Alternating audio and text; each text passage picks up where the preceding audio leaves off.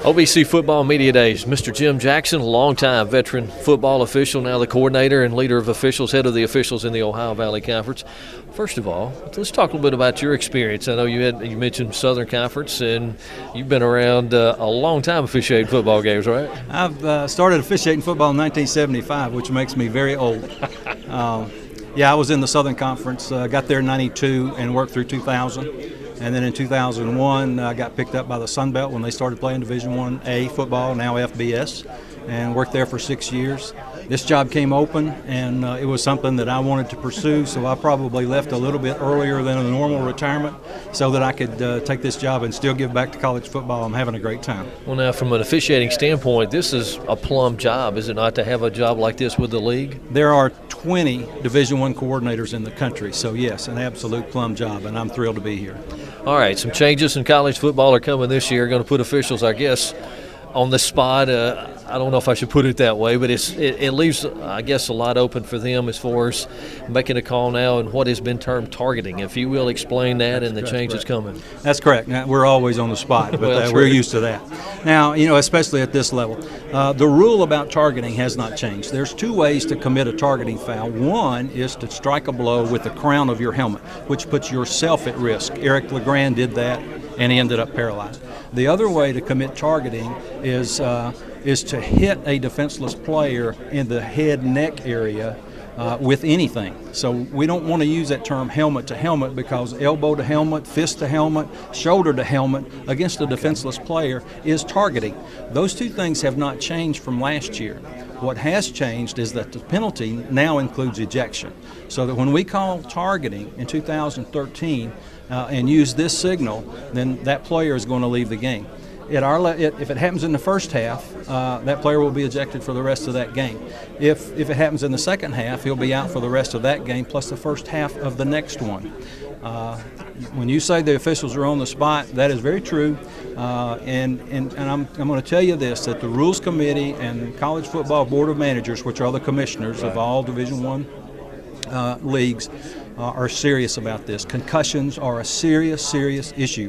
What we want to do is change player behavior, get defensive backs to play lower. It's okay to pop him. It's okay to knock the ball loose. Just don't hit a defenseless player in the head.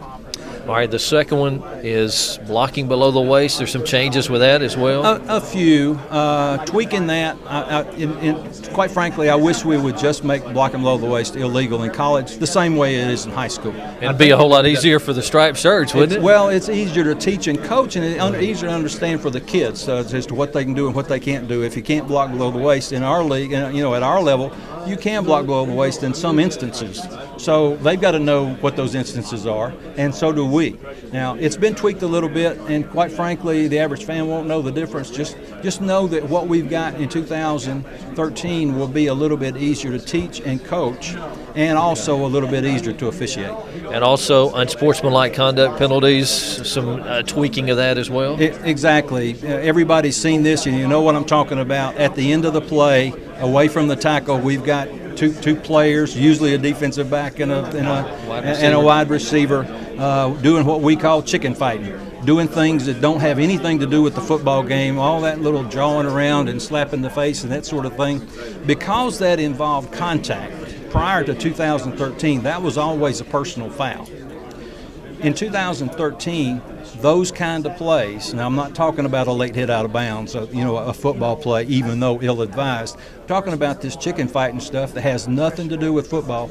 Both of those players will receive an unsportsmanlike conduct penalty.